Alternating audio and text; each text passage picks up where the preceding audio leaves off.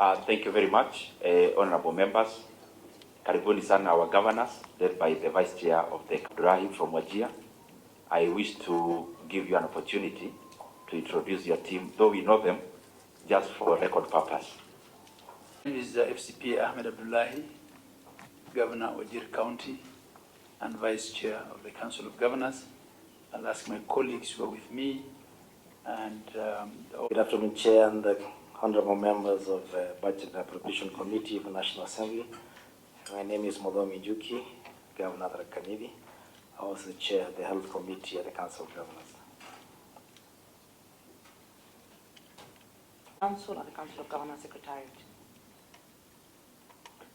Good afternoon, Chair and members. I'm Stephen Momanyi, Finance and Economic Affairs Committee, Council of Governors Secretariat. Good evening, Chair.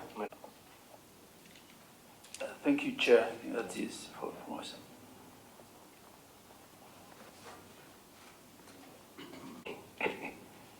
Thank you very much.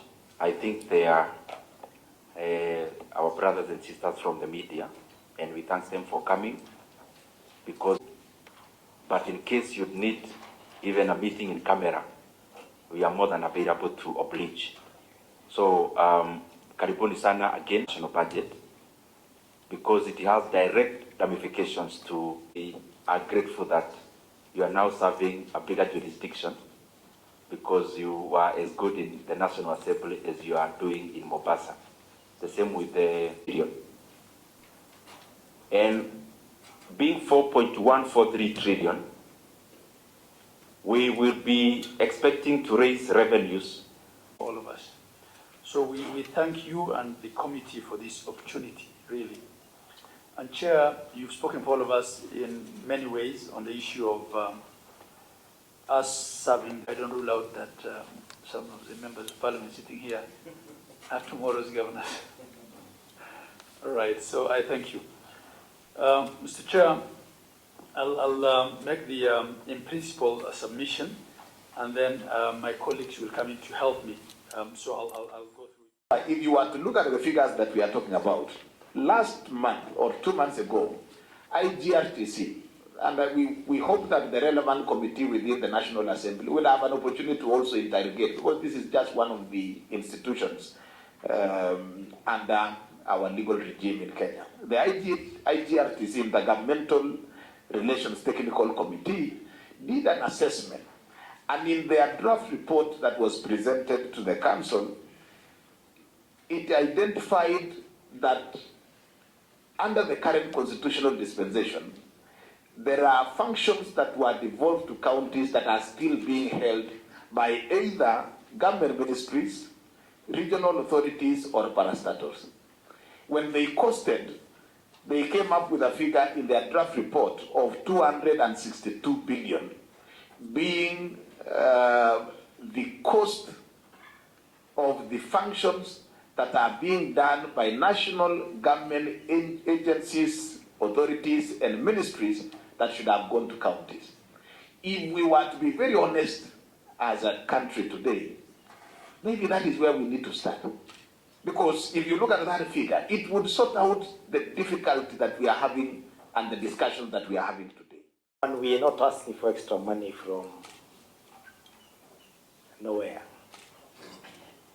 If you look at the functions that are devolved by the Constitution, which include health and agriculture, if you look at their budgets, a lot of money is being left in the ministries that is supposed to be going to the devolved functions, because money or resources are supposed to follow functions. For instance, in health, all the 47 counties of Kenya, their total budget is 110 billion for the 47 counties for health. The ministry, on the other hand, this year is retaining 147 billion at MOH, which is way above all the 47 counties combined. And remember, the only hospital facilities that are under the national government is about 6, which is level 5. and I think Mathari Hospital. All the other facilities in Kenya under the county government to provide the personnel, to provide medicine, to provide equipment, to provide everything else. And therefore we are asking if you look into the details of the budget of the ministry, it will be possible for you to see what can be cutted away to the county governments to increase. By the way, even if you took away what we are asking, just the extra, I think we are asking for, from what CRA has given and what we are asking for, it's almost 49. So even if you took away 47 from the health and still leave them with 100 billion, it will still be okay. On the issue of what we have been proposed, what has been proposed to be allocated by the CRA, which is 401, and Treasury, which is 391, the law is very clear, Chair. What is embedded in the law is 15%. And when I look at the trend that has been read here by the Chair, the percentage has been coming down. And we will really be in a very awkward position if our government of Kenya Kwanza is the one that is going to break the law, which has not been broken by the previous governments that we so much at one point maybe demonized. 13.2% will see Omtata and other Omtatas go straight to court and block that budget policy statement. Take us to 15% at least. Even what we have proposed today, which is the 439 billion, it translates to 14.9%. 450 will take us way beyond 15%. And that is going to be a win-win situation for everybody. We cannot be having all the resources for agriculture being domiciled at the ministry. I do not want to go into the details of what sometimes we see in terms of duplicated roles by the ministry to what is being done by counties, but we find no benefit, for example, in the Ministry of Agriculture employing agriculture extension workers that has, like it has been proposed to send to counties. Recently, there's also been a proposal by the Minister of Health to employ liaison officers to coordinate the activities of community health promoters. Community health promoters have been in existence since devolution. It's only that now we decided to enhance so that we can have a platform that is shared between county and national government. The year we are discussing right now is 2024-2025. The last audited reports are 2019. Look at the difference that is there, even if we were to look at the argument that we need to look at the last audited reports. And as much as we want to look at a futuristic way that allow the Office of the Auditor General and allow Parliament to be able to hasten this process, I also agree with your sentiments. There is a paper budget and a real budget. And if we were to be basing percentages on 2019, those are paper percentages, because the real percentages are the fact that there is inflation, the fact that the amount and the reports and the amount of revenue for both national and county is way higher than what it is. But the first summit meeting, constitutional meeting between ourselves and the President, there was an assertion from the summit that the amounts of money that were meant for contribution in lieu of rates were meant to be considered. Today, as we are speaking, contribution in lieu of rates, Chair, are nowhere to appear in the budget policy statement, and we wonder whether it is Treasury that has disregarded the directive that Summit gave, or it is Treasury that has disregarded the fact that it is the National Assembly is the body that can be able to pass this. And we are asking that the National Assembly does include in the budget policy statement the contribution in lieu of rates. So for the ECD sector, there is not a single cent that is factored in this budget. And yet, we have to pay for them.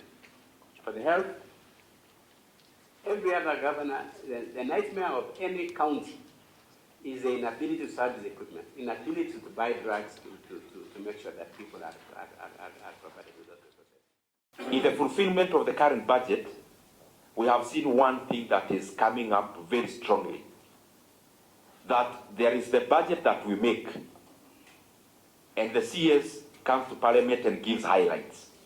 That is the budget I'm calling 4.143. That one is a theoretical budget. In an ideal situation, that is a budget. In the practical situation, that is an ideal budget. The real budget, as you have seen as governors, is the exchequer. Whether we like it or not, the real budget is you touching the money which is written on the budget. So the reason why we have taken a strategy of not being too ambitious in terms of budgeting for national government is because we don't want to be rosy in terms of figures, but then fall short when it comes to implementation. The monies we expect are the monies we collect as taxes, the monies we borrow, and the monies we receive as grants, and nay. There is no other money. So, and I'm saying this because the whole of this week, we have had 20 meetings with departmental committees. And every chairman who sat here, I found none telling us, please, you give us more money, please come. Everyone, you have given us very little money. It's not actually us because the proposal we are debating has come from the National Treasury. But that is just to show there is the will to serve across, but then there is a constraint, which is resources. We feel that it's actually going to impede service delivery. A lot of the counties are already struggling with their development to recurrent ratio. It's going to make it worse. And we honestly feel that given the absolute increase in the overall revenue at 376 billion, it is not equitable. It is not fair to give counties an increase of 5.7 billion shillings. The question of debt, interest payments on debt has perennially been used by National Treasury to explain why counties are not getting a growth or sufficiently proportionate growth in their revenues. And the, I don't want to delve into the questions of how we've managed our debt as a country and the issues around it, and the politics of that. But in a sense, we see that that is a way of national government front-loading its expenditure out of the shareable revenue, and there is no equitable formula for sharing that really. And this is why a lot of counties feel that what is equitable is the equitable share. The suggested increase for counties is actually 5.7 billion, up from 385 last year. If you divide that by the 47 counties, it's actually an average increase of 121 million, thereabout, per county.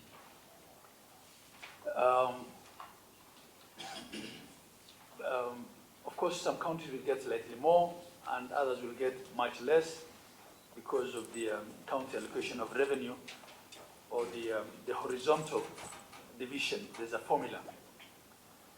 But taking the average of 121 for the average county, the average increase in costs as a result of the items that I've listed here is actually in the region of about 600 million.